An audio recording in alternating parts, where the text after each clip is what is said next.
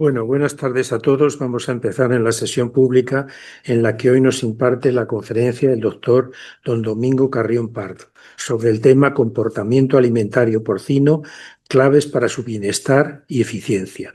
Lo va a presentar el doctor y académico de esta, don Raúl Sánchez Sánchez.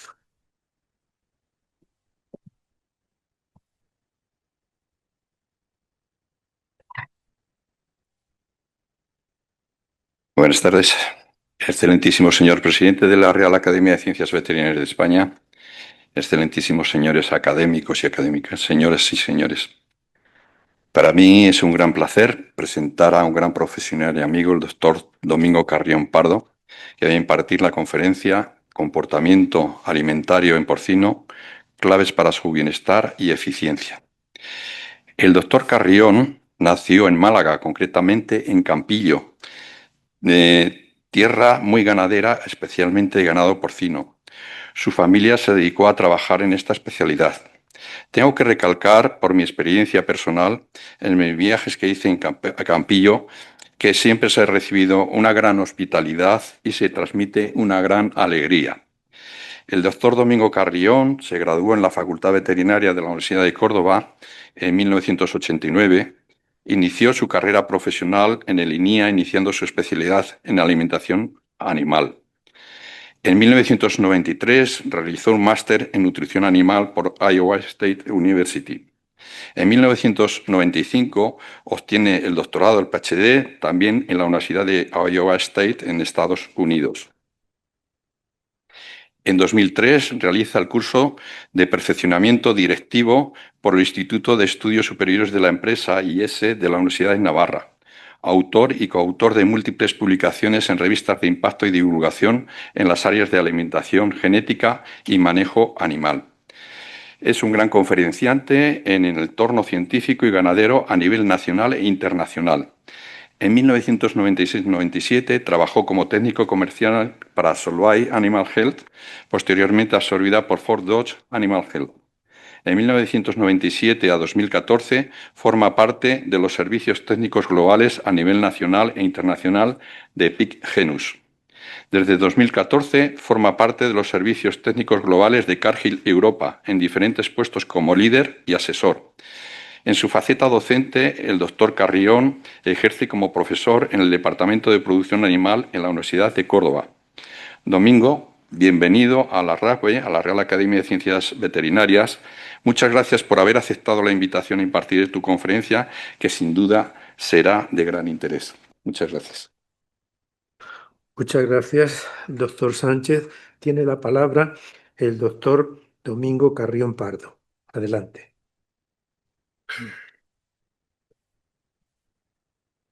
Buenas tardes. Lo primero, bueno, agradecer, excelentísimo señor presidente de la Real Academia de las Ciencias Veterinarias de España, excelentísimos señores y señoras académicos y señores y señores que nos apoyan aquí, atienden desde a través de Internet, ¿no?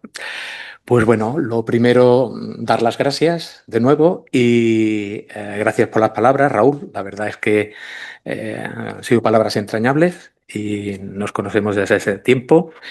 Y bueno, se me planteó el coger y venir hoy a comentar un poco algunas de las cosas que hacemos o en las que trabajamos para compartir con todos vosotros, ¿no?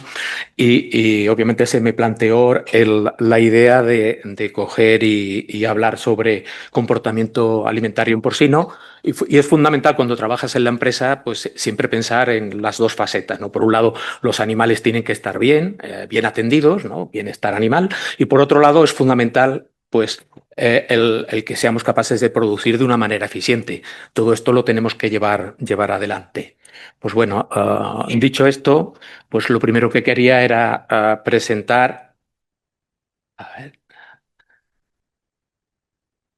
Primero la empresa, Cargill. Yo me imagino que a lo mejor muchos de vosotros la conocéis, pero bueno, simplemente decir que es una multinacional.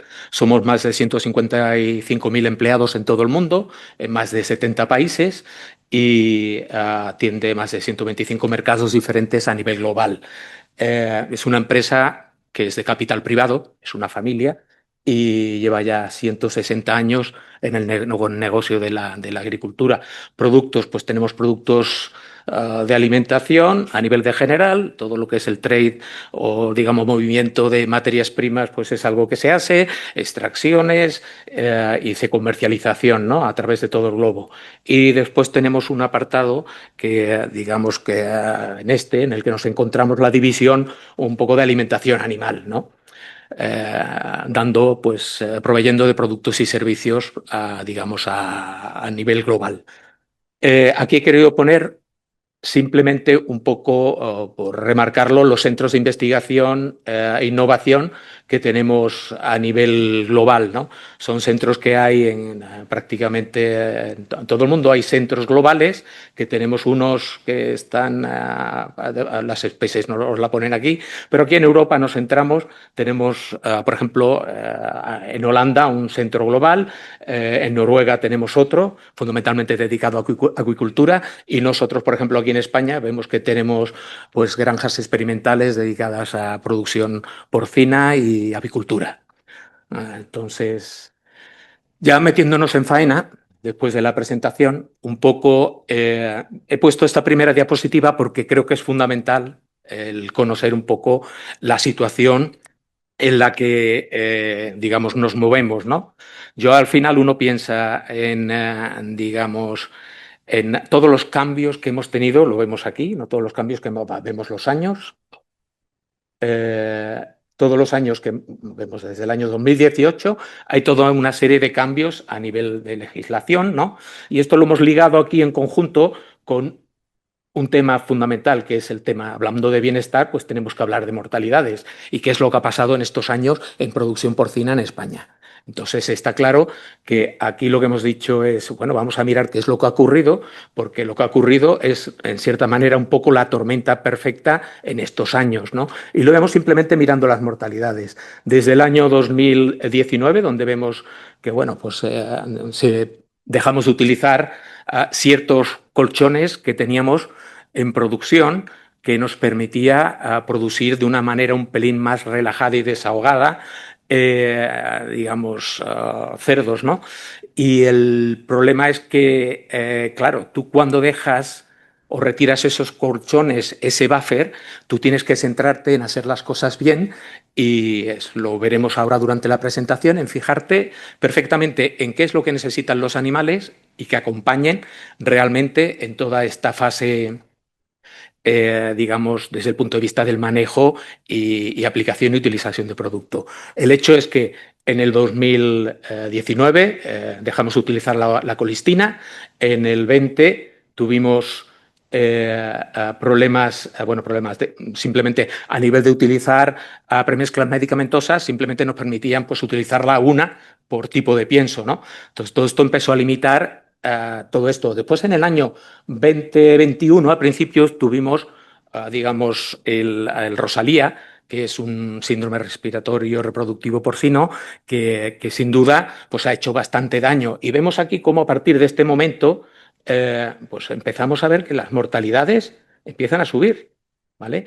Y justo de manera continua, pues vemos que, oye, tenemos que eliminar el óxido de zinc. No es un medicamento, pero era un gran apoyo en porcinocultura, sobre todo para el tema de problemas digestivos. Entonces, al final, lo que vemos es, fijaros aquí en el incremento de mortalidad que hemos observado en los años a consecuencia de esta tormenta perfecta. Pues, puesto un poco en contexto, aquí lo que vamos a hacer es enfocar, digamos, la presentación en torno a trabajos que se han hecho en torno a todos estos años para ser capaz de hacerlo mejor en granja y necesitar menos de estos colchones para ser realmente eficientes en producción. Vamos a presentar, yo me he enfocado básicamente en animales en crecimiento, desde los lechones hasta el animal que sale por la puerta y va a matadero.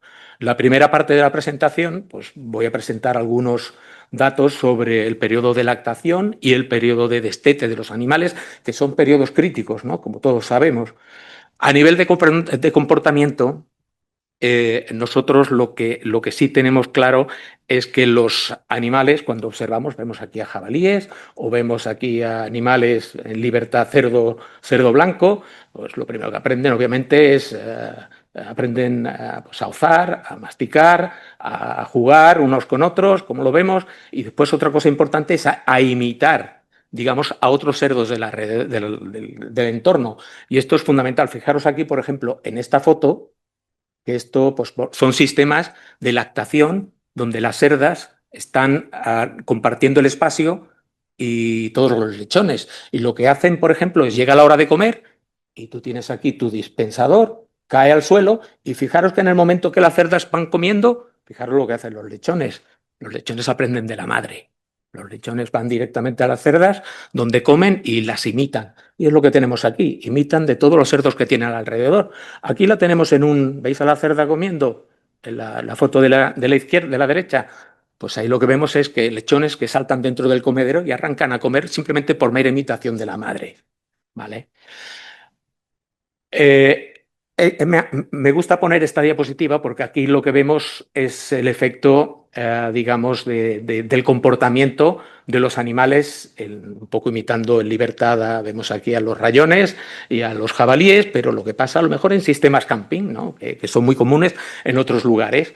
Y vemos que realmente cuando tú tienes a los animales en el exterior, aquí lo vemos junto a la madre, lo que ocurre es que si vemos el tiempo que van a estar esos lechones de cualquier forma ejerciendo distintos tipos de comportamiento, como vemos aquí, el negro oscuro, vemos que lo que hacen es ir trabajando y estimulando a las ubres. Y lo que vemos aquí son los días de lactación. Y lo que vemos es que normalmente el pico de lactación en la cerda está a partir de los 14 días y aquí ya se estabiliza y después, fijaros, entre el día 14, día 21, día 28, es que resulta de que muchos de estos comportamientos pues, comienzan a observarse a los animales cuando están aquí en libertad, ¿no? Vemos desde luego que hay comportamientos digamos, de masticación, el tema de coger y de ozar, o el comportamiento, por ejemplo, pues lo mismo, de hierba, ¿no? De comer o masticar o coger hierba del campo, y vemos que empieza a partir del 21 día, del día 21, a pesar de que tenga la madre. Entonces, es fundamental entender cómo interacciona con el medio, porque esto lo tendremos que coger y tratar de copiar cuando tenemos estas limitaciones que hemos comentado al principio, ¿vale? Ya digamos que este colchón de caída que teníamos se nos ha eliminado.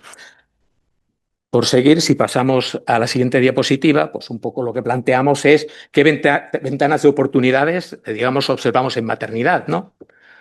Lo que marcamos aquí. Oye, marcamos de que aprenderíamos más observando el comportamiento natural de los cerdos, digamos que realmente intentando digamos, ellos se comporten como nosotros quisiéramos que se comportasen en granja. Entonces es fundamental el entender y el conocer cómo se comportan de forma natural esos animales. Y hay aquí, cuando miramos a estos lechones, dos momentos digamos dos cuestiones importantes.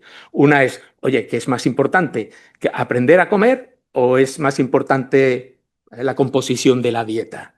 ¿No? Ahora veremos durante la presentación y pues revisaremos realmente estos casos y trataremos de hacer algunos comentarios relevantes y que debemos tener en cuenta a la hora de coger y plantearlo. Por un lado, aprender a comer quiere decir preparar a los lechones para la transición a la dieta y por otro, la parte de la composición pues es importante para aprender a digerir los alimentos que aportamos, ¿vale? Empezamos, pues, sin duda por algo bien sencillo, que es, oye, yo tengo un plato en maternidad, situación de producción intensiva, ¿dónde coloco yo los comederos cuando el lechón está con la madre? ¿Lo pongo en la parte trasera de la paridera o lo pongo en la parte delantera? ¿Recordáis la foto donde he hecho hincapié diciendo, fijaros dónde van los lechones cuando las madres comen? Pues ellos van a imitar. O sea, yo obviamente si tengo que colocar un comedero, Y obviamente lo voy a colocar en la parte delantera porque van a aprender de la madre a comer y lo van a tener más fácil. Lo voy a colocar en la parte delantera y en la parte trasera aparte pues tenemos las posibilidades de que a veces es más accesible pero se ensucia rápidamente y vemos aquí restos de heces y no es el mejor lugar para que aprendan los animales a comer. Entonces esto es en principio un ejemplo para arrancar. Otra cuestión a tener presente es el tema de la transición alimentaria, ¿no? La transición alimentaria, obviamente hablamos del desarrollo de la ingesta a través de la transición de ingredientes, pero yo aquí lo que he querido remarcar es que siempre yo cuando un animal arranca a comer vemos que siempre es más fácil que me tome algo líquido y tibio, después algo un poco que vaya a nivel de papilla y después vemos aquí que elaborar una papilla pues cuesta trabajo y es un trabajo, lo único que ocurre es que hoy en día ya hay equipos que te preparan papillas fácilmente y lo puede uno distribuir de manera fácil en las explotaciones. Pero bueno, aquí queda. Y después el otro es que ya cuando yo vaya a detectar a esos animales que estén perfectamente acostumbrados a el pienso que van a tomar después del destete. Vamos a cubrir varios puntos relevantes en este sentido y esta es un poco la transición lógica, ¿vale? Y natural. ¿Qué ocurre? Aquí como ejemplo lo que he puesto es, fijaros, yo veo aquí la ingesta de los cerdos, ¿vale? Por lechón y día, y veo que yo le preparo las papillas o yo le doy un pellet directamente entre el día 4 y el día 21, cuando está con la madre en maternidad. Y bueno, vemos que hay una diferencia notable y significativa en cuanto a la cantidad de pienso que consumen. O sea, yo tengo que coger y darle, si es posible, pues una alimentación en papillas si quiero que arranquen a comer bien, ¿vale? Dentro de lo posible. ¿Vale? Y después vemos el impacto que tiene en el consumo de otros piensos posteriores, que es un pienso ya normal de transición. Pero al menos en la primera fase, arrancar con este tipo de apoyo es fundamental. Siguiendo un poco con, digamos, todas estas cuestiones desde un punto de vista práctico, tenemos que tomar decisiones sobre el tipo de comederos que vamos a utilizar. Y hay muchos trabajos, aquí están referenciados algunos de ellos, ¿vale? Donde tú ves la diferencia que hay en consumo, ¿vale? Aquí yo veo que lo ofrezco desde el día 10 al día 28 y vemos la diferencia en consumo. Obviamente aquí el de la derecha pues van a consumir más cantidad de pienso que en el de la derecha. Y aquí en la parte de abajo son otros sistemas y vemos que, oye, de 118 gramos al día por lechón, yo voy a ser capaz de incrementarlo a 202 gramos al día. Pues toda esta información es muy importante porque si tú tienes un buen diseño para los animales que tengan pienso accesible en todo momento y pienso fresco, va a ser factible el hecho de que esos animales sean capaces de incrementar la ingesta antes de que abandonen la maternidad y que pasen al destete por sí solos, ¿no? Otra cuestión importante a tener en cuenta pues, es la dureza del gránulo. Cuando tú coges y preparas un pienso de pre-starter, normalmente hacemos pues, gránulos de pequeño diámetro, pero el problema es que normalmente los lechones son muy sensibles y si el gránulo es demasiado duro, como lo vemos aquí, esto es al final con el cal, vemos el punto en el que rompe el gránulo y realmente cuando el punto es superior a 7, 7,5, yo ya tengo una bajada en ingesta relevante. Entonces hay que hacer un pienso realmente adecuado. Otra cuestión importante, hemos dicho, oye, yo en la formulación de los piensos yo tengo que tener en cuenta ciertas cuestiones también. Ciertas cuestiones. Aquí hemos puesto un ejemplo, simplemente mirando el tema comportamiento, el tema de fibra, ¿no? Vemos el efecto de la fibra sobre el comportamiento de los lechones en maternidad. Y fijaros, aquí las columnas más claras, gris, clara, son dietas altas en fibra que le vamos a dar al lechón entre el día 5 y el día 22. Por otro lado, vemos otra dieta que van a ser iguales a nivel nutricional, pero simplemente van a ser bajas en fibra. Y fijaros lo que ocurre a nivel del comportamiento alimenticio y de su comportamiento también a nivel del comportamiento habitual de los animales. Por un lado, vemos aquí el nivel de inactividad y vemos que los animales están realmente más activos, porque están menos inactivos, cuando le damos la fibra y encima vemos, sobre todo aquí vemos la diferencia notable, que interactúan más con todo lo que tienen alrededor y entre ellos. Es como la fase de juego. Entonces esto es bastante importante para estimular a los animales para que coman, ¿vale? Pero para que coman no bajo madre, sino fundamentalmente estamos hablando después del destete, que es el momento en el que es fundamental que arranquen a comer, como vemos aquí. Otro tema importante es el tema de la maduración del tracto digestivo, ¿no? Entonces el tracto gastrointestinal requiere madurar y el hecho de que madure es fundamental llevarlo a cabo antes de que empiecen los animales a ser destetados por un motivo, porque yo tengo que preparar el animal. Fijaros lo que ocurre cuando, ahora hablaremos más de comedores y no comedores, ¿vale? Yo tengo lechones que son comedores y en el momento del destete nosotros lo que hemos hecho es medir la actividad tripsina, ¿no? Al final es capacidad para digerir proteína y vemos que se multiplica por 4, ¿veis? Se multiplica por 4 el hecho de que yo sea capaz de estimular la ingesta y que coman los animales antes de destetar. Entonces voy a tener al animal más preparado a nivel de digerir la proteína y después aquí a la derecha vemos lo mismo pero a nivel de la amilasa.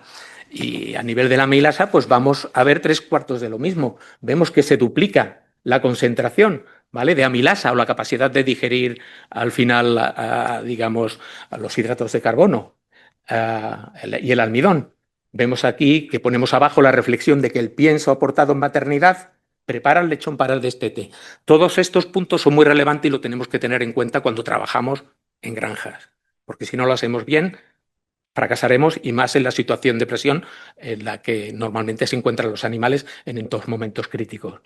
Fijaros, aquí he puesto, digamos, simplemente en el medio, vemos el impacto sobre la evolución de digamos, de la capacidad enzimática de los animales, ¿vale? Es un poco lo que hemos explicado anteriormente y cómo evoluciona por semana de vida.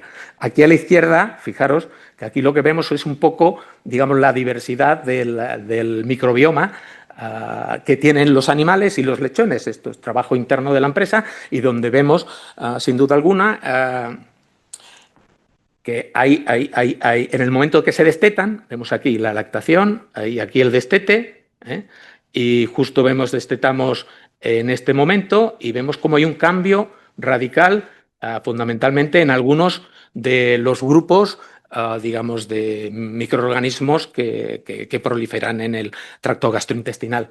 A consecuencia, si lo hacemos correctamente, irán en la dirección adecuada; si lo hacemos mal, irán en la dirección errónea y nos darán pues más problemas de alteraciones digestivas.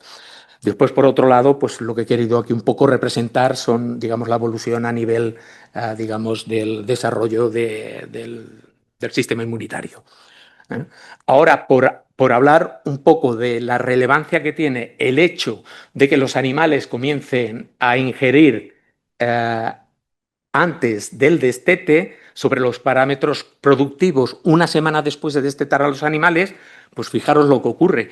Si yo no hago mi trabajo correctamente en granja, yo lo que voy a obtener pues son muchos animales o que no han probado el pienso, los not eaters. Estos son los animales que no comen, y yo veo, estos son horas posterior al destete. Y fijaros aquí en las horas posterior al destete. Ahí lo que vemos rápidamente es que animales que no han comido o no han comido porque no se les ha ofrecido el pienso, o se les ha ofrecido pero eran animales que no lo admitían y no lo comían, no lo hemos estimulado, pues vemos que tienen una caída, digamos, pasan un día, pasan 2, incluso a las 30 horas, pues tenemos todavía cerca de un 10% de los animales que no comen. Y después, al cabo de los 3 días, pues voy a tener todavía un montón, en torno a un 7% de animales que no comen, ¿vale? Y sin embargo, cuando yo entreno a los animales a comer, pues fijaros, es esta línea de aquí, es la de los comedores. Y vemos que realmente, simplemente pues vemos que en 5 horas, 10 horas, 12 horas, pues yo ya tengo un 10% de los animales comiendo, y a las 20 horas yo ya tengo el 100% de los animales comiendo. Eso es fundamental. Esto es, digamos, una parte aplicada y es algo que tenemos que tener en cuenta. ¿Esto qué quiere decir? Es lo que hemos visto. Relevancia de la ingesta predestete sobre los parámetros productivos la primera semana. Yo veo aquí, en el eje X, vemos realmente lo que me han comido los animales hasta el día del destete, del día 7 al día 27. Y vemos que estos son animales que han comido muy poco, ¿vale? Y lo que yo veo aquí es realmente, digamos, yo al final, qué es lo que han comido, digamos, en estas primeras horas, ¿no? Posteriormente, durante los 7 primeros días, que es la primera semana. Y lo que vemos claramente es que los animales comedores pues son capaces de desarrollar su intestino, y aquí vemos una foto de las microvellosidades intestinales frente a esos animales que no son capaces de comer durante las primeras horas y que realmente van a tener muy disminuida su capacidad digestiva y de asimilar y, digamos, y digerir esos y de absorber, pues digamos, todo ese alimento, ¿no? Que en principio no lo toman, pero cuando arrancan a comer pues se encuentran muy limitados. Aquí simplemente aparecen pues un poco de reflexiones sobre, oye, cuánto del pre-starter, digamos, por cada 100 kilogramos de pienso que comen en maternidad, yo soy capaz de ganar 50 gramos en ganancia media diaria después del destete, ¿no? Que es un poco lo que representa esta gráfica de aquí. Y por el otro lado, en esta gráfica de abajo, yo creo que es muy relevante porque muchas veces uno piensa, oye, mis lechones cuando más grandes, mejor. Mis lechones, yo lo que quiero son buenos lechones en el momento del destete, pero muchos de estos, si no han pillado una buena teta, se destetan y no son capaces de realmente, no han aprendido a digerir y a alimentarse fuera de la madre, realmente lo pasan muy mal, ¿no? Por eso al final, cuando miramos y se hacen estos estudios, aquí lo que vemos es el impacto que vemos, digamos, el hecho de que los animales hayan comido en maternidad, ¿cómo me explica la ganancia media diaria que han tenido esos lechones inmediatamente después del destete? Y lo que vemos es que esta capacidad de ingesta bajo madre me va a explicar un 44% el consumo postdestete. Yo cuando veo el tamaño del lechón al nacimiento me explica un 21%. El tamaño del lechón al destete me explica únicamente un 3%. ¿Vale? Aquí decimos, oye, el consumo del lactoiniciador y lactoprestarter es 14 veces mucho más importante que el peso al destete. Eso lo tenemos que tener muy presente. Otra cuestión importante a nivel práctico. Digamos que aquí tenemos y lo que vemos es algo que todos sabemos. Pasa con las madres en maternidad, o pasa con los animales en cebo, pero pasa también con los lechones. Aquí vemos, oye, ¿cuándo debemos vacunar a esos lechones? Yo veo que a los lechones le cuesta mucho y es clave la primera semana postdestete. ¿Qué ocurre? Aquí lo vemos en rojo, vemos si yo cojo y el día del destete cojo y al final del día pues cojo, vacuno a los lechones. Vacuno a los lechones y todos sabemos que al final hay un porcentaje de animales que reaccionan a la vacuna, se sienten mal, dejan de comer, pero estos es que ni siquiera han arrancado a comer. Entonces mucha gente que puede haber dicho, oye, yo cojo desteto, vacuno de circovirus, vacuno de... Ojo, espérate, porque para conseguir la misma inmunidad, lo mismo podemos buscar otro momento mucho más indicado, no en el momento que estamos fastidiando a esos animales. Entonces son cuestiones que desde el punto de vista práctico hemos de tener en cuenta a la hora de diseñar un programa de alimentación, de vacunación, ¿no? Esto es fundamental, ojito con ello. Después aquí es simplemente lo que hemos puesto en cuanto al espacio extra, pues si hacemos grupos pequeños y mantenemos los grupos de camada, pues mejor para ellos. Lo vemos aquí y van a funcionar mejor. Si son grupos grandes, pues obviamente, digamos, se les va a costar más a los animales y se van a sentir tratamos de agrupar a los animales por camadas y mantener esa unidad familiar hasta el momento del destete y después del destete. Si son grupos grandes, obviamente tenemos que dejarle suficiente espacio y suficiente tolva y suficiente, digamos, bebederos. Agua. Oye, en el agua vemos aquí la disponibilidad. Oye, un mínimo dependiendo de si son con chupete o son con cazoletas. También es fundamental coger, digamos, algunas características. Y si vemos cómo me afecta, aquí en el cuadro que vemos, cómo me afecta el caudal de agua simplemente a lo que es el consumo del pienso. Si el lechón no bebe, no va a comer. Es importante que el flujo, aquí vemos el caudal del agua, pues sea el adecuado, ¿no? Aquí establecemos medio litro por minuto, pero en base a este trabajo, pero que es fundamental tener eso en cuenta. Agua es importante tenerla presente. Ahora lo que quiero dedicar un poquito de tiempo es digamos, una parte es a una tesis doctoral que hicimos aquí con, digamos, la empresa, vemos aquí a Cargill, con la Wageningen, con la Universidad de Wageningen, y digamos, estos resultados, pues lo que voy a hacer es un poco presentar alguno de los resultados de esta tesis, ¿no? Un poco enfocada en esta, oye, ¿cómo tengo yo que manejar todo esto para hacerlo fácil a esos lechones?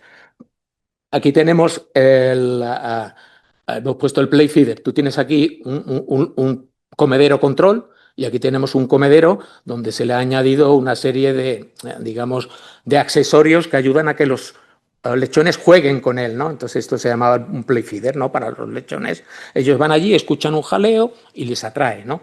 Y entonces lo que hacíamos para estimular la exploración, pues desde el día 4 le ponemos un tipo de comedero u otro. Pero aparte, en un factorial, pues hubo madres en las que se le dio alimentación ad libitum y otras a las que se restringió en maternidad. Entonces aquí vemos pues, bueno, una aproximación factorial y vemos qué es lo que ocurre, qué es lo que ha pasado. Aquí fundamentalmente vemos que en rojo están cuando restringes a las madres, ¿vale?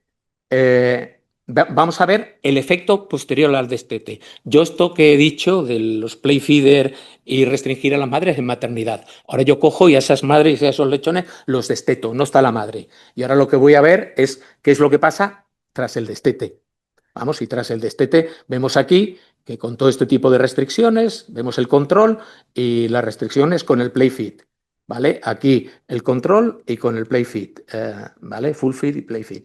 Aquí lo que vemos, nos vamos al de la derecha y lo que vemos fundamental es que, fijaros qué es lo que pasa, vemos fundamentalmente que cuando tenemos una restricción y realmente le damos el play feeder, los animales van a comer mucho más y van a crecer más, ¿vale? Y esto nos ayuda a estar más adaptados esos lechones al destete.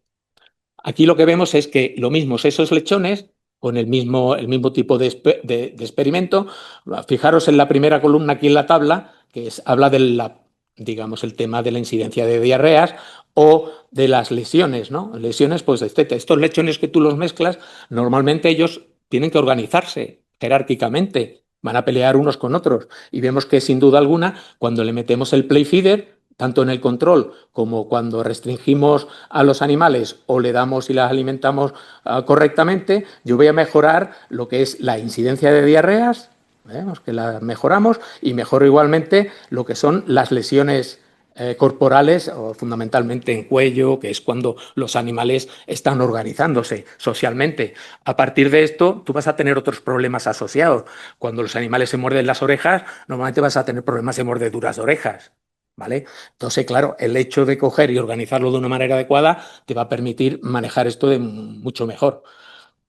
Estas pruebas que se hicieron aquí, que estoy presentando de esta tesis, pues lo que tratábamos de hacer es ofertando alimentos diversos, ¿vale? Son diversos. Vemos aquí una maternidad, esto es una granja experimental. Tú tienes a la madre, ¿vale? Tienes a los lechones y le ofertas. Aquí hemos dicho que es un choice feeding, ¿no? Los animales pueden elegir y tú lo que haces es, oye, le ofertas un alimento diverso, ¿veis? Aquí pues unos cacahuetes, este es el pienso normal, el mismo que utilizamos aquí en el monótono, que es este de aquí.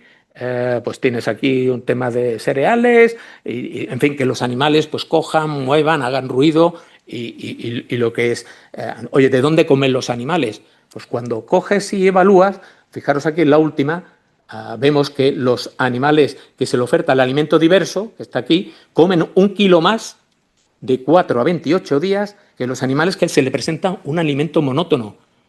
Pues esto es algo que tienes que tener en cuenta. Hay que estimular, digamos, la ingesta.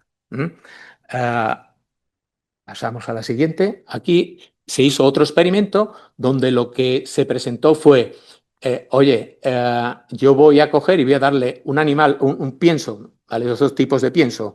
El primero va a ser diferentes desde el punto de vista sensorial y el segundo, el mismo tipo de pienso, pero lo que le voy a echar es simplemente unos saborizantes. Yo cojo y con un spray le echo unos saborizantes, a ver si ese sabor y ese aroma es capaz de despertar el interés de los cerdos comparado con presentarle algo ligeramente diferente en cuanto a sensorialmente, como vemos aquí.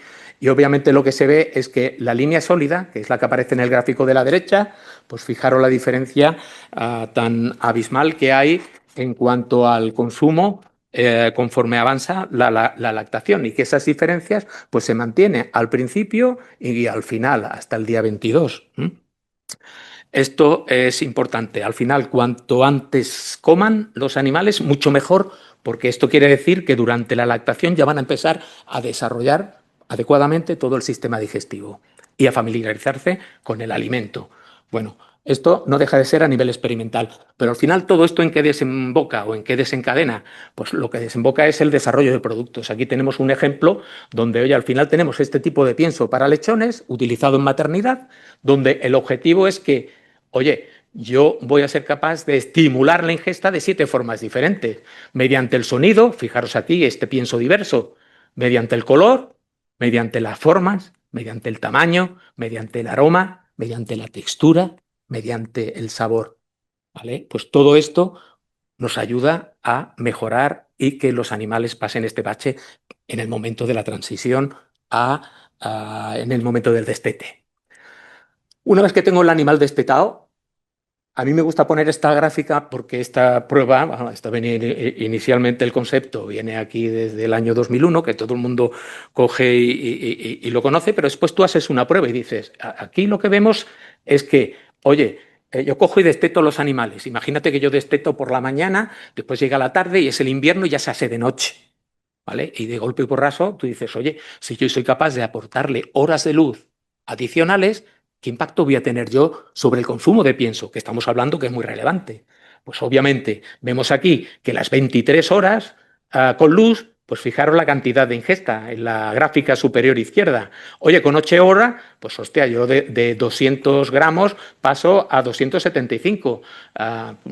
Vemos cómo es relevante. Aquí, en esto que ya lo hicimos nosotros, lo que vimos fue, fijaros las horas de luz. Yo aquí digo, después del destete, horas de luz, y después se hizo de noche, apagamos las luces, y en el momento que apagas, aquí lo que representa es el número de animales, digamos, que son comedores, ¿no? Que empiezan a comer, que han arrancado a comer. ¿Eh?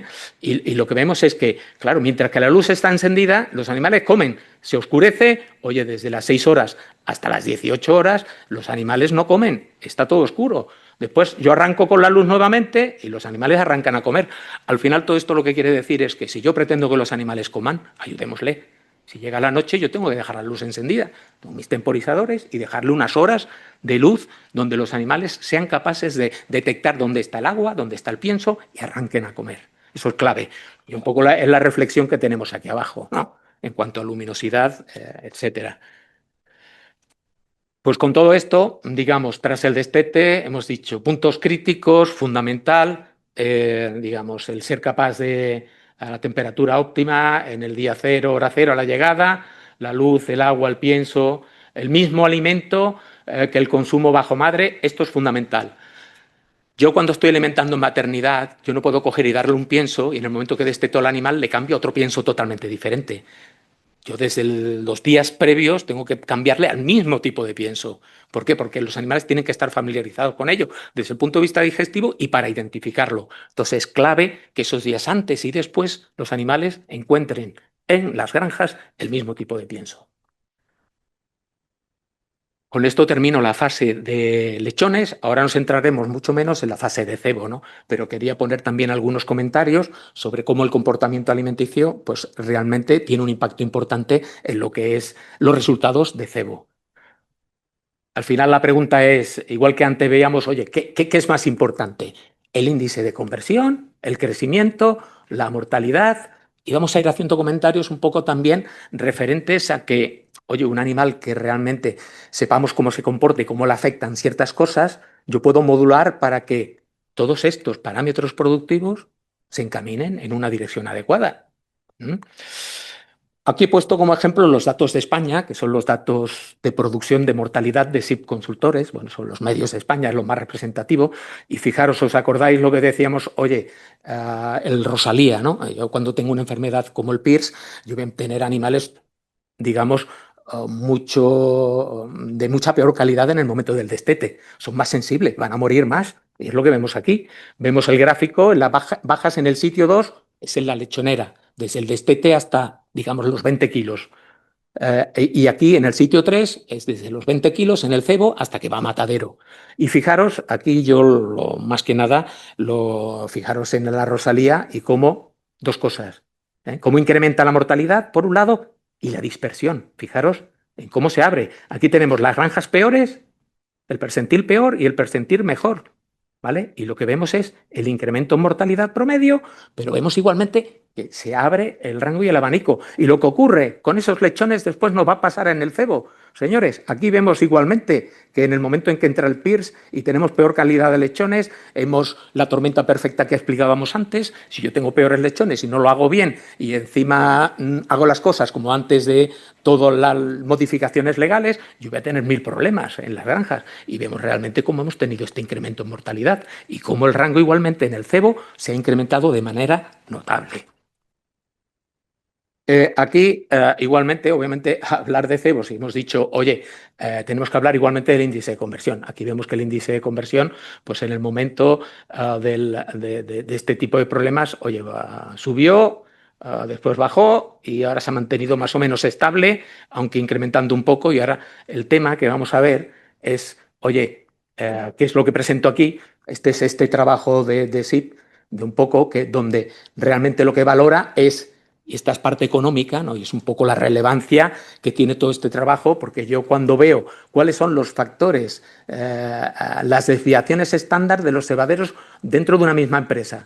Yo lo que veo aquí, fijaros, que las empresas que obtienen, en la parte de abajo, ¿no?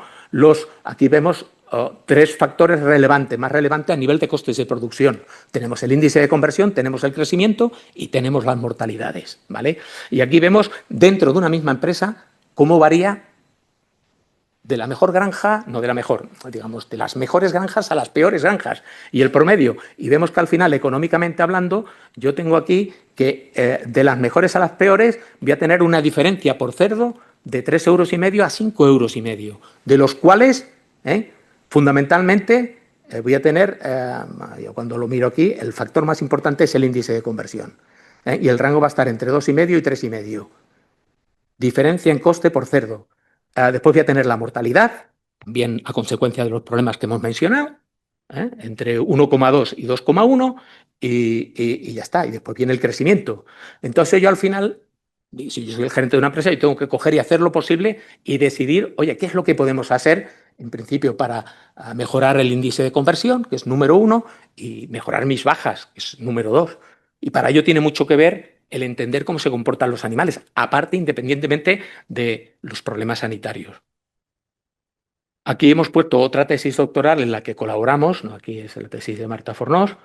Obviamente, esta fue una colaboración con la UAB, igual la Universidad de Córdoba, y también fue a través de un CEDETI.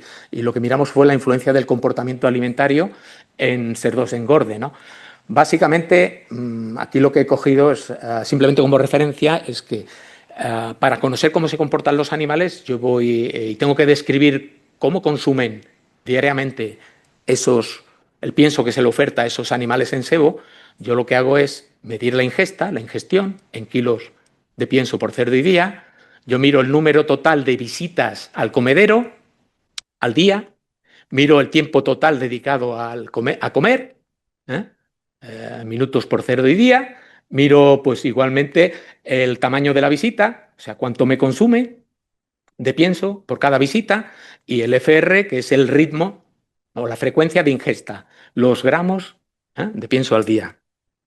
Todo esto simplemente es para coger y ser capaz de clasificar a los distintos tipos de animales, ¿no?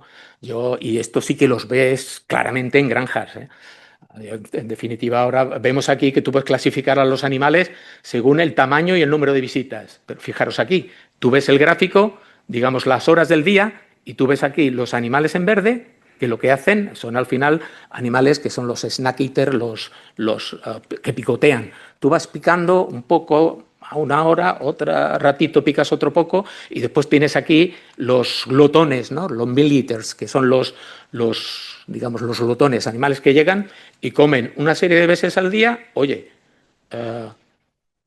normalmente estos suelen ser muchas veces los dominantes, ¿vale? Que son los que tienen este tipo de perfil. Pero obviamente hay diferencias de genéticas entre ellos. Ahora lo comentaremos, ¿no? En el siguiente. Y después el otro es el del ritmo de ingesta. Tú cuando ves animales, esta parte es muy importante porque lo tenemos que entender, porque mucha de la mortalidad que nos ocurre en los cebaderos nos ocurren simplemente y digamos, su efecto en el índice de conversión ocurren por situaciones de las que vamos a explicar ahora. Y todo esto tiene mucho que ver, ¿vale? Y el ritmo de ingesta. El ritmo de ingesta es muy importante. Tú tienes animales que cuando comen, digamos que, en definitiva, son animales ansiosos, porque comen y mucha cantidad en muy poco tiempo. Y otros que comen de una forma mucho más pausada, ¿no? Aquí simplemente hago un resumen general de distintos factores internos, que en la tesis de Marta lo cubrían y lo explicaba perfectamente. A lo mejor hacer un énfasis en genética, que me he dedicado bastante a la genética, el hecho de decir, tú tienes, por ejemplo, un animal como los durocs. Los durocs son animales, digamos, glotones, que lo que hacen es comer mucha cantidad, y se pegan como atracones. Y un pietren son los que toman, los snack eaters estos, ¿no? Los que toman un poquito, picotean, ¿no? Los pietrenes tienen un comportamiento totalmente diferente comparado con un duroc. Y entonces van a tener patologías muy diferentes. Y patologías muy diferentes también desde el punto de vista, digamos, digestivo y asociado con esto. No solamente digestivo, sino, como veremos, o comentaremos, sino también por muertes por distintos tipos de cuestiones, porque empiezan agresiones y ahora lo comentaremos, ¿vale? Aquí hemos puesto, voy a ir rápidamente sobre esta parte, de una prueba que hicimos cogiendo animales, dándolo en pienso normal, y después lo que hicimos fue añadirle, digamos, unos extractos de hierba que lo que hacían era mantener a los animales, digamos, más calmados. Y entonces, pues lo que veíamos es que después de aplicarlo, y por ejemplo en este caso era, ¿qué te digo yo? Pues aquí de abajo miramos las lesiones en los corrales 2 días después del ayuno de los animales. Lo ayunamos para enviarlos a matadero y después lo que hicimos fue los parámetros de comportamiento alimenticio en el momento del ayuno, ¿no? Entonces, para ver los animales cómo peleaban entre ellos, porque cuando tú sacas animales al cebadero, 2 días después tienen que decidir quién es el que come, porque tú has sacado a los más grandes, los dominantes. Después se tienen que organizar. Y realmente lo vemos aquí. Vemos que cuando comparado con un pienso normal, pues digamos lo que hace cuando le das un producto, digamos, destinado a que se tranquilicen los animales, es que el número de lesiones cutáneas graves fueron 3 veces inferior. Pasamos de un 7% a un 9%. Esta parte o estas 2 diapositivas a continuación, ya antes de terminar, yo le doy bastante relevancia porque fue pruebas que hicimos de la misma manera. Aquí teníamos animales con su comportamiento habitual, que es el amarillo, y animales con el verde, que son los que han recibido un poco este producto en la fase final de cebo para que los animales se lo tomen de otra manera, ¿no? Más tranquila. Y lo que vemos aquí es lo siguiente. Vemos que tú haces un ayuno, ¿vale? Y el control, pues arranca a comer. Pero cuando los animales toman un producto tranquilizante, tú lo que haces es que arrancan a comer más rápido. Vemos aquí que las diferencias son significativas. Y esto es relevante, porque que arranque a comer antes, pues siempre es positivo. Pero después la otra parte más importante es esta de aquí, ¿no? Que fijaros que yo cojo y vemos aquí las fluctuaciones diarias. Esos animales están comiendo 2,5 kilos al día. Pues 2,5 kilos, si al día siguiente han comido 200, yo tengo menos 200 gramos, porque es la fluctuación de un día al siguiente. Yo aquí veis que el día del ayuno, ¿vale? Le abro la tolva después y empiezan a comer todos. Pero fijaros, los animales control, que son los verdes, tienen grandes fluctuaciones. Estos animales lo que hacen es, se quedan sin comer, en este caso 40 y pico horas, 44 horas, y después arrancan a comer con avidez y se pegan atracones. Se pegan atracones, señores, y lo que vemos es que se pegan un atracón, comen mucho y después al día siguiente comen menos. Cuando tú coges y le das este tipo de producto, comen de una manera más pausada. Y fijaros, las fluctuaciones diarias, que son las azules, son mucho más cortas. Y esto tiene mucho que ver con todo el tipo de problemas que hay en los cebaderos, porque en los cebaderos no solamente se quedan los animales de comer muchas veces sin comer cuando ayunas antes de ir al matadero. Como aparece aquí, en esta prueba del 2024, que lo que hizo, esta es una empresa, digamos, grande americana y colocó sensores en los silos. Y lo que realmente vio es que clasificó a todos los engordes que tenían este tipo de tecnología y los clasificó de los que tenían peor conversión, los peores 25%, a los que tenían mejor conversión, ¿vale?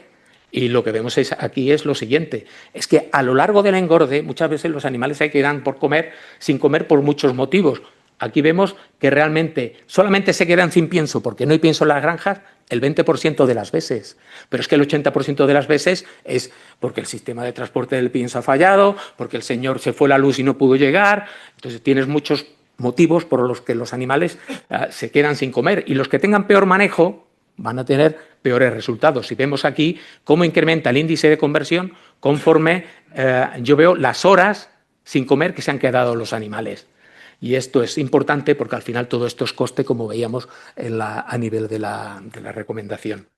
Bueno, y ya simplemente como conclusión, simplemente decir, oye, tenemos que aceptar el cambio. Yo estoy en un ambiente y en una situación donde tengo la tormenta perfecta, por un lado, y, oye, una cosa tan pequeña como es eliminar el óxido de zinc, que fue lo último en el relato que pusimos por el tema mortalidades, digamos, yo veo aquí que realmente tuvo un efecto importante, y más si es concomitante igualmente con el tema de una patología como es el PIRS, el Rosalía, y más si es, digamos, concomitante con tantas otras cuestiones que hemos dicho, ¿no? Al final es algo tan pequeño como decimos, oye, esto es un ejemplo, un símil. El dedo gordo del pie también es una pequeña parte, como lo del óxido de zinc, ¿no? Pero al final, como te corten el dedo gordo, tienes que aprender a andar de nuevo. Entonces es fundamental decir, oye, se acabaron los colchones y es fundamental formar de una forma adecuada realmente a la gente en granja y que entienda, digamos, el comportamiento alimenticio para conseguir una adaptación adecuada y a la cría. Nada, aquí simplemente será otra reflexión final diciendo que en las granjas estamos muy acostumbrados a coger y ser, aquí lo vemos, ¿no? Tú puedes trabajar apagando incendios, o puedes trabajar previniendo.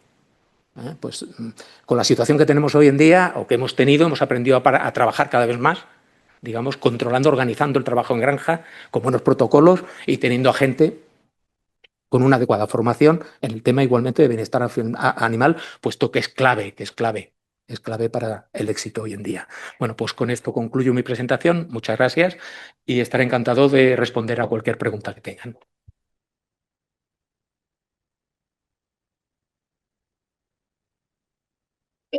Muchas gracias, Pardo. Ahora pasamos al turno de preguntas. Si alguna persona quiere intervenir, pues tiene la palabra. Adelante, doctor Montoya. Buenas tardes, muchas gracias. Buenas tardes. Felicitación por la conferencia, creo que ha estado muy clara, muy didáctica. Muchos datos basados en la evidencia científica y creo que estos datos se deben de difundir. Estamos en necesidad de que esto se conozca y que esto se sepa. Me congratulo porque defiende la figura del veterinario como el profesional adecuado para implementar las medidas de protección animal y de bienestar animal, sin lugar a dudas. Ahora hay un montón de pseudoprofesiones, pseudoveterinarias que trabajan en psicología y en bienestar y en cosas con una dudosa calidad científica. Y segundo, porque esta academia desde hace años viene defendiendo una línea muy clara, que es que la protección animal y el bienestar animal no está reñido con la producción. Esto es una línea que defiende esta academia desde hace, no sé los años, pero varios años, y creo que es una línea tremendamente acertada, donde hay que seguir haciendo difusión para que el productor no se oponga a estas medidas. Como bien sabes, el productor se ha puesto a estas medidas porque muchas de ellas han sido medidas arbitrarias que han sido implementadas sin ninguna base científica y que ha ido en contra de la racionalidad del sector. Entonces, un poco la pregunta va ahí, ¿no? ¿Cómo estamos ahora de aceptación de estas medidas de bienestar, protección del productor cuando ha visto que no interfieren en su producción? Muchísimas gracias.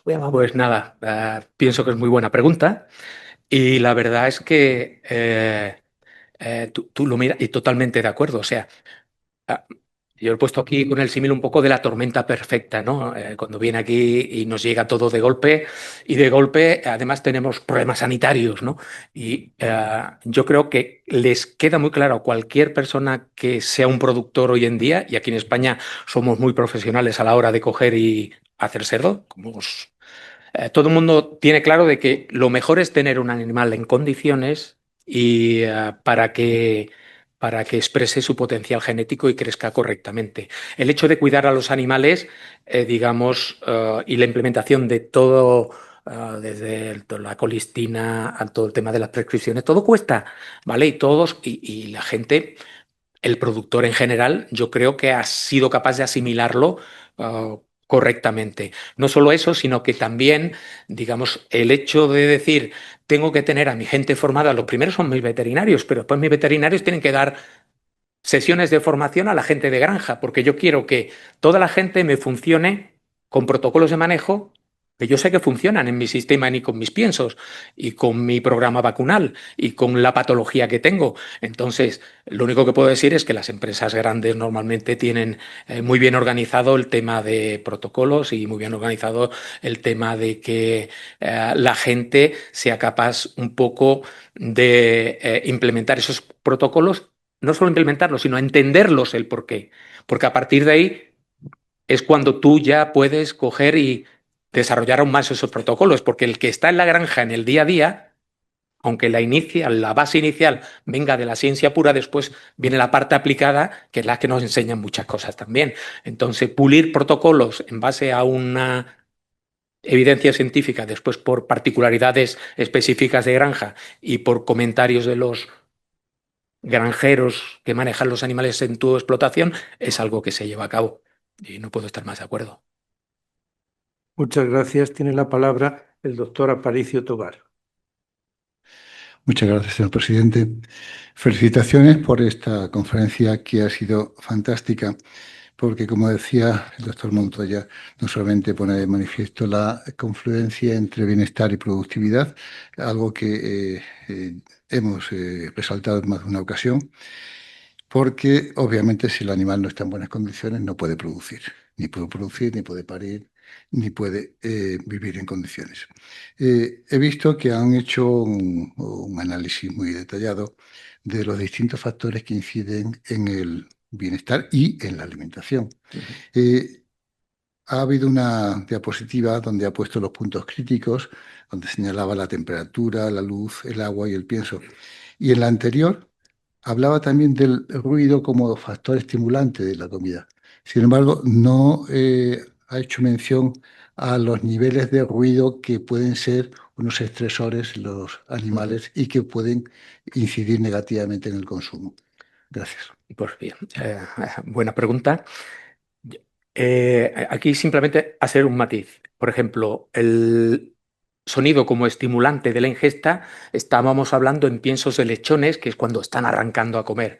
¿Veis? En la naturaleza tú tienes, digamos, los jabalíes o el cerdo en el free range, o sea, en camping, y tú lo ves y ellos van aprendiendo de lo que es la madre. Entonces, si tú llegas y vas a comer y resulta de que pegas un bocado a un trozo de alfalfa que lo tienes en el pienso y dices, oye, ¿qué es esto? O coges y muerdes un poquito de, cuando miras piensos para caballos o tal, que te lo hacen también con este tipo de multipartículas, pues coge, muerde y suena, pues le llama la atención. O sea, eso es para el enfoque fundamentalmente para lechones. Sin embargo, yo cuando voy a animales de cebo, donde la capacidad de ingesta no está limitada, normalmente el hecho del sonido, digamos, en el proceso de ingerir no les afecta. Ahora bien, como bien comenta, si yo tengo demasiado jaleo o, bueno, igualmente hay estudios igualmente que tú puedes coger y poner pues música clásica, música relajante, el tener a gente tratando correctamente sin pegar voces en las granjas y simplemente atendiendo a los animales en lugar de lugares estridentes pegando voces, todo esto afecta porque los animales se asustan y se estresan. Entonces, estoy de acuerdo totalmente. Lo que ha comentado simplemente es la diferencia del matiz de primero, que eran el pienso de lechones, y en el segundo ya era la fase de cebo. Ahora, el nivel de exacto, yo por ejemplo, de los megahercios a partir de los cuales los animales empiezan a tener problemas o dejan de comer o están estresados, yo esto ahora mismo no tengo la información como para responderle. Gracias. Muy bien, muchas gracias. Tiene la palabra el doctor Arnaldón Navarro. Sí, yo quisiera felicitarle porque creo que es un tema importante, lo que es el comportamiento alimenticio. pero cuando uno tiene un cierto recorrido profesional, y usted ha citado la primera diapositiva y la última, ha citado dos moléculas que son importantes, el óxido de zinc y la colistina.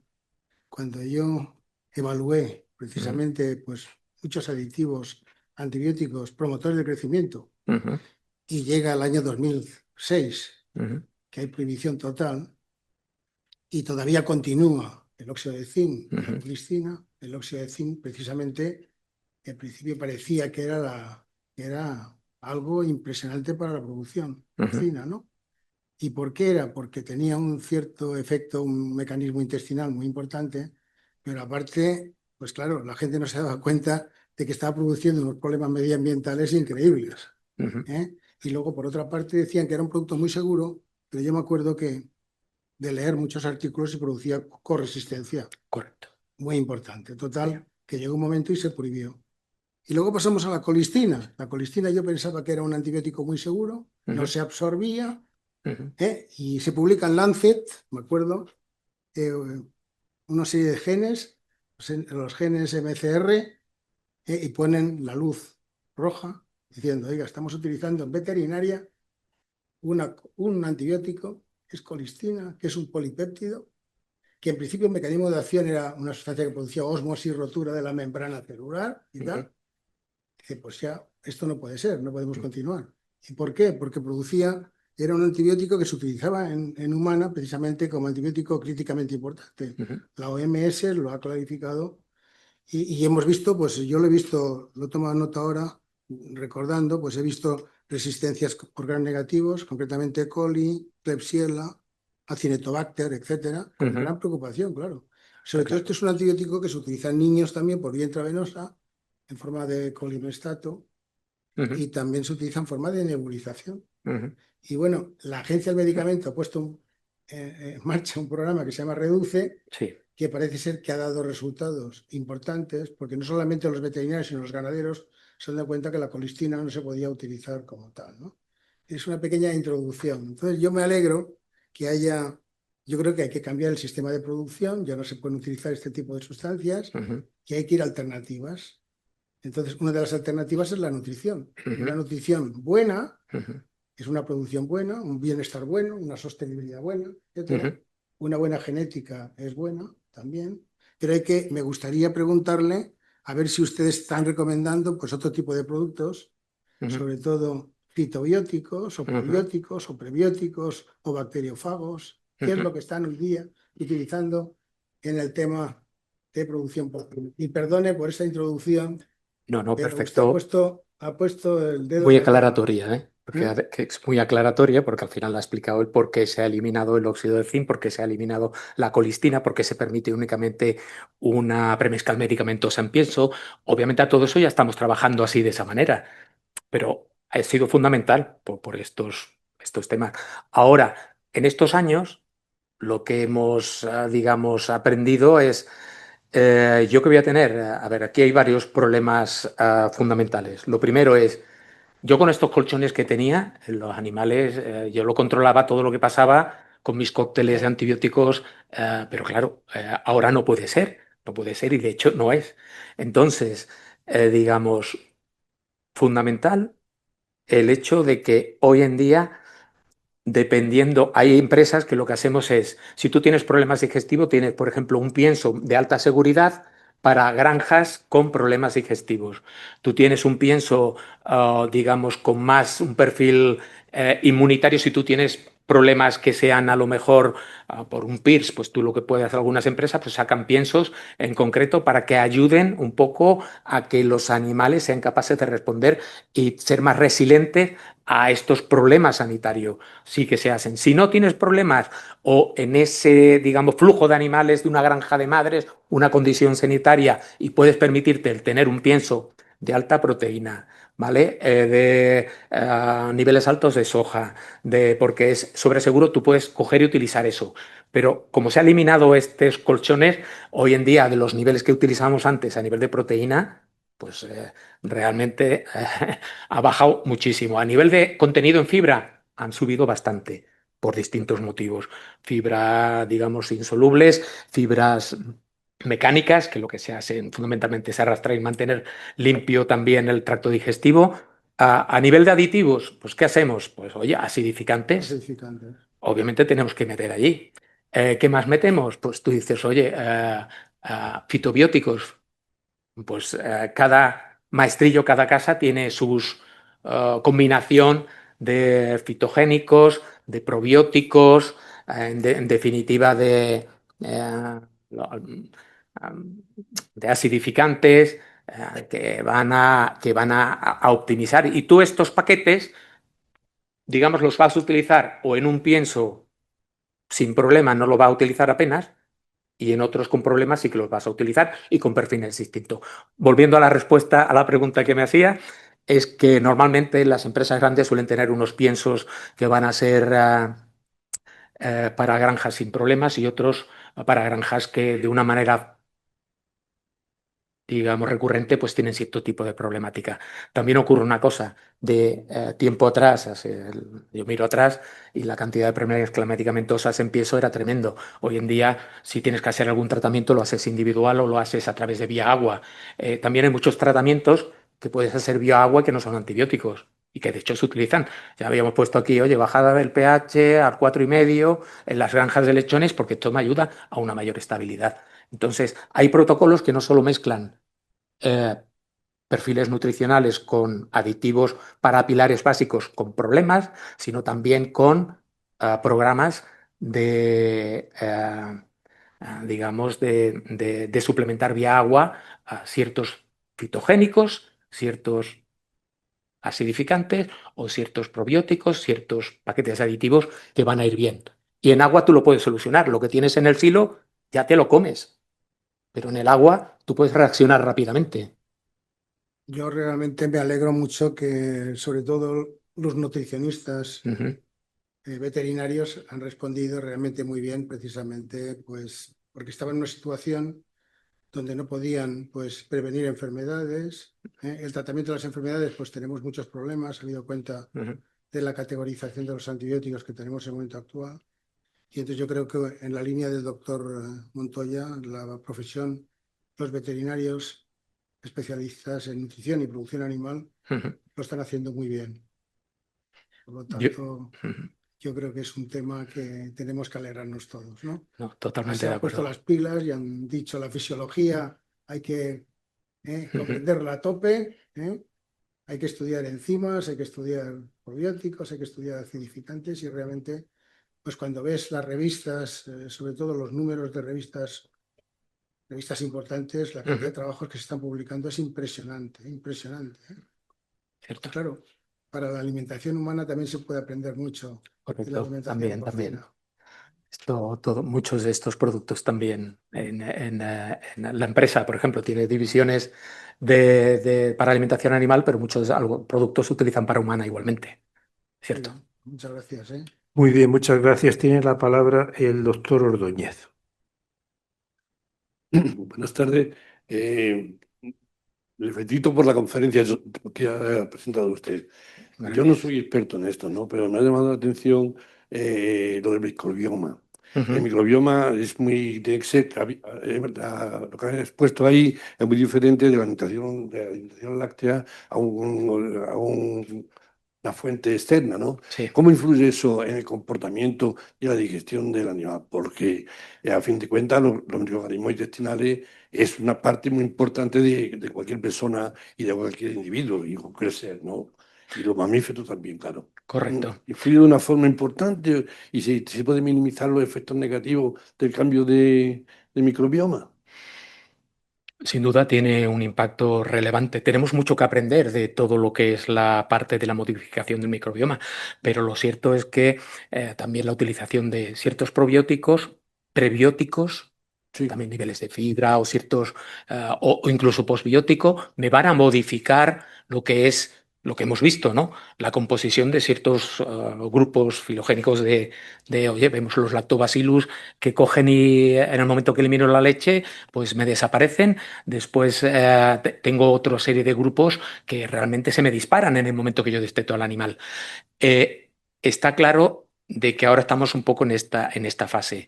Experimento con, digamos, trasplantes fecales de la madre a los lechones, a ver, los haylos, y hay productos que ayudan y funcionan muy bien, pero lo cierto es que tanto a nivel de intestino delgado, sobre todo también a nivel de intestino grueso, el ser capaz de, por ejemplo, utilizar ciertas fibras, ciertos microorganismos, van a permitir producir ciertos niveles de butirato, ácidos grasos de cadena media, y esto va a hacer que lo que es a lo mejor la parte para producir una colitis, pues que sea mucho más favorable. Pero como digo, esto estamos arrancando y creo que hay bastante interés en el tema y ver, nosotros ahora miramos muchos, digamos, cómo se modifica el microbioma para todas estas familias principales cuando utilizamos ciertos tipos de productos fitogénicos y demás que estamos utilizando, porque creemos que el entender qué es lo que ocurre y cómo afecta a los animales va a ser fundamental. Y se utilizan normalmente microbióticos para dirigir los microorganismos del presente en el intestino, para que no varíen de una situación a otra.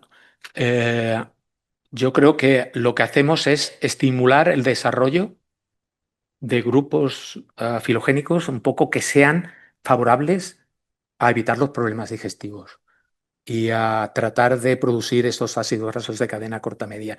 Eso sí, lo que sí puedo comentar, por ejemplo, es que en la empresa hay un proyecto, pasa que es en avicultura, ¿vale? Y este lo llevan muy avanzado, ¿no?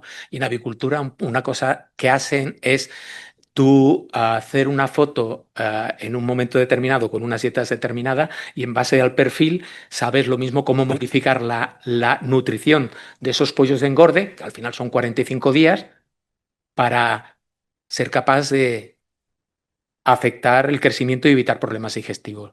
Ahí en estos ciclos cortos estamos más avanzados. En animales que estamos hablando de un ciclo de vida de 6 meses, de 9 meses, de un año, en ternero, todo esto se requiere trabajar, vamos, que todavía necesitamos dar bastantes pasos, pero sí que se están utilizando prebióticos, posbióticos Muy bien. para mejorarlo. Muchas gracias y le felicito. Muchas gracias. Y le Tiene la felicito. palabra el doctor Sánchez Sánchez.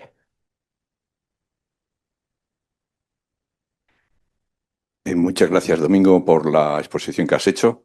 Me ha asombrado la cantidad de datos que has sacado propios de la empresa, de las tesis doctorales. Se te agradece también que en muchas empresas son un poco reacios a dar datos y tú aquí te has volcado.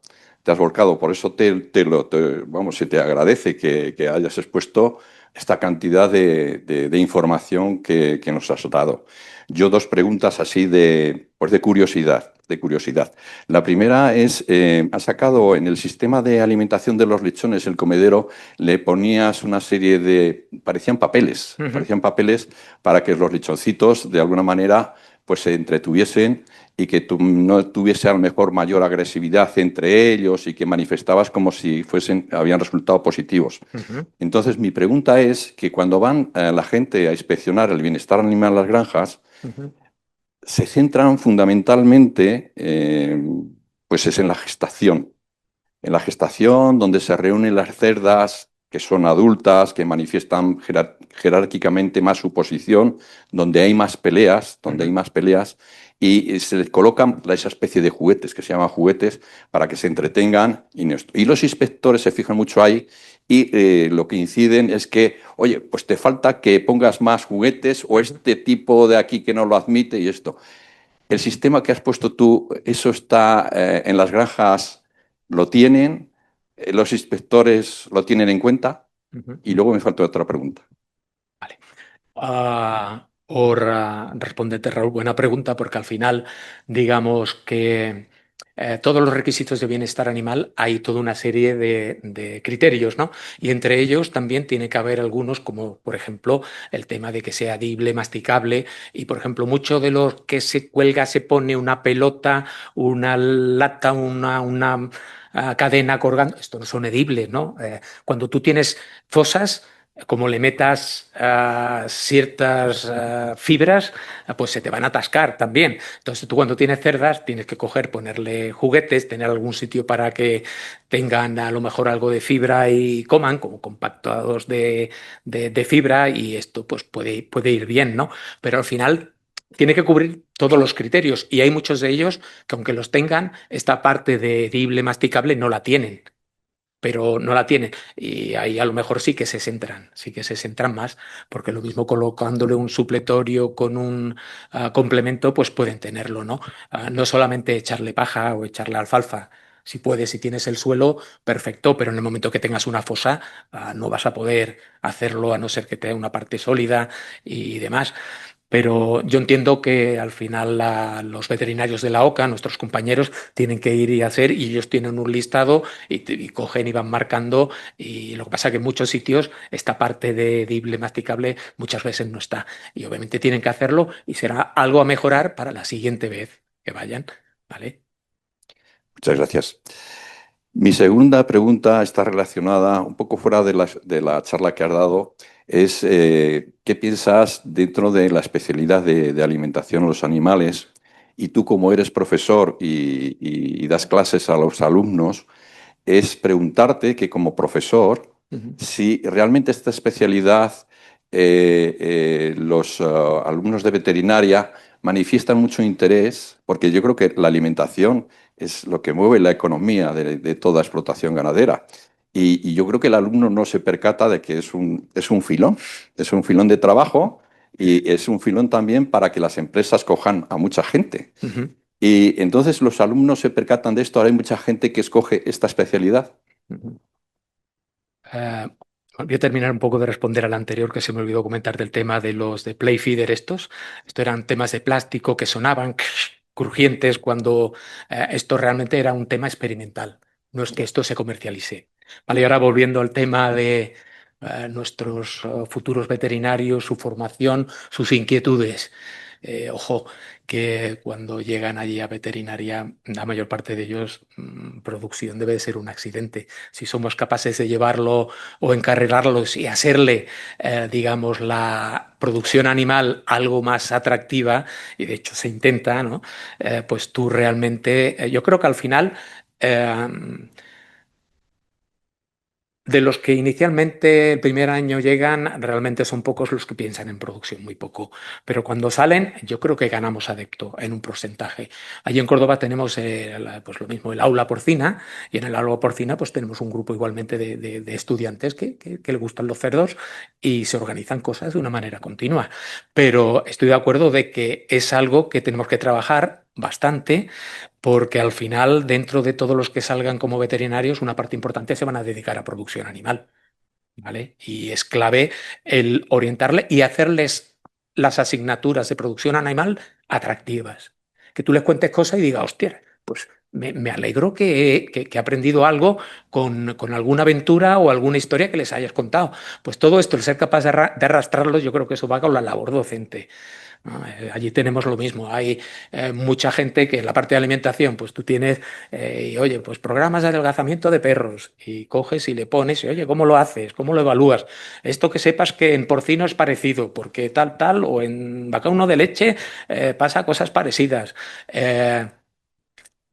No sé, es que lo importante para mí es cuando yo, por ejemplo, una de las asignaturas que llevo, que es el programa, digamos, es la práctica de casos de mala alimentación. Y obviamente los chavales van allí y exponen en 10 minutos, 12 minutos un tema de mala alimentación. Y yo sí tengo que clasificar el número de caballos, perros, gatos y después de animales de producción, avicultura, rumiantes, ovino, caprino. La parte de producción, con suerte, llega a ser un 10%, con suerte. ¿Vale? Pero lo importante es que estén delante, expongan los problemas y ellos aprendan de estos casos de mala alimentación, tú cuando se los cuentas. Ellos aprenden y tú tratas de hacer, yo que soy de producción, trato de hacer, digamos, explicarle o extrapolarlos casos de clínicos de pequeños animales extrapolar los animales de producción también, por cuestiones. Pero bueno, eso es trabajo que tenemos que hacer, porque al final lo mismo un 20%, un 30% de los veterinarios se van a dedicar a producción animal de una manera o de otra. Muchísimas gracias. Muchas gracias, doctor Sánchez y doctor Carrión. Tiene la palabra el doctor Guijarro. Muchas gracias, señor presidente. Quiero felicitarle, doctor Domingo, por la presentación y la exposición de su tema. Tengo que decirle, si me lo permite, que me ha sorprendido y he aprendido que Rosalía no solo está ligada a la música, sino a un virus tan letal. Sí, sí. Bueno, dicho esto, quiero hacerle la pregunta sobre la alimentación como médico. Entonces, decirle que qué patrón de comportamiento tienen estos animales, estos lechones, si esta alimentación es ad libitum o es restringida y qué influencia tienen en su bienestar y en su eficiencia. Muchas gracias. Muy bien. Muy buena pregunta. Obviamente, normalmente el objetivo fundamental en un lechón, porque tiene una capacidad digestiva limitada, bueno, como hemos dicho, yo empezaría por una parte. Yo lo primero que tengo que conseguir es que los lechones coman, ¿vale? Punto uno. Si comen y comen bien, perfecto. Cuando empiezan a desarrollarlo, si empiezan a tener patologías digestivas, yo voy a tener que coger y restringir para controlar mis problemas digestivos. ¿Vale? Muchas veces yo restrinjo de una manera indirecta, simplemente incrementando, bajando el nivel de energía, subiendo el nivel de fibra y comen los animales, pero lo mismo energéticamente y nivel de proteína son unos piensos mucho más moderados. Cuando hablamos de restricción, es o restricción en cuanto a la cantidad total o restricción en cuanto a ciertos nutrientes que pueden crear conflicto. Entonces, primero, los lechones tienen que arrancar a comer. Hemos visto hoy el enfoque era que arranquen a comer bien. Una vez que arrancan a comer bien, yo tengo que maximizar la ingesta sin llegar a originar un desarreglo intestinal. Y yo tengo que hacer transiciones lógicas. Y para eso es fundamental, antes el destete como hemos visto y después el destete progresivamente. Pero normalmente los lechones, cuanto más seamos capaces de que coman de una forma saludable, mejor. Yo si restrinjo únicamente es por un motivo y el motivo es sanitario. ¿Vale? Si no, yo no restringiría porque normalmente su capacidad de ingesta limita el crecimiento de la deposición magra de esos lechones, porque los lechones no tienen capacidad de ingerir lo que necesitan en general. De modo que tenemos que esperar a un animal lo mismo de 30 a 40 kilos para que ya consuma una cantidad de pienso donde hoy en día seamos capaces de meterle la energía, los aminoácidos que necesita. Entonces, el lechón es, volviendo a la respuesta, primero que coman y después maximizar la ingesta, siempre y cuando no se produzcan alteraciones digestivas que me vayan a penalizar posteriormente. Muy bien, pues muchas gracias. Pues si no hay ninguna pregunta más en la sala y ninguna pregunta más vía Zoom, voy a entregarle el diploma de reconocimiento al doctor Domingo Carrión Pardo, en el que reza: la Real Academia de Ciencias Veterinarias de España otorga el presente diploma de reconocimiento al doctor don Domingo Carrión Pardo por su intervención en la sesión celebrada el día 2 de febrero de 2026, con la conferencia titulada Comportamiento alimentario porcino, claves para su bienestar y eficiencia, Madrid, a 2 de febrero de 2026, firmado por el señor secretario y por el presidente de la Academia. Enhorabuena. Muy amable. Se levanta la sesión.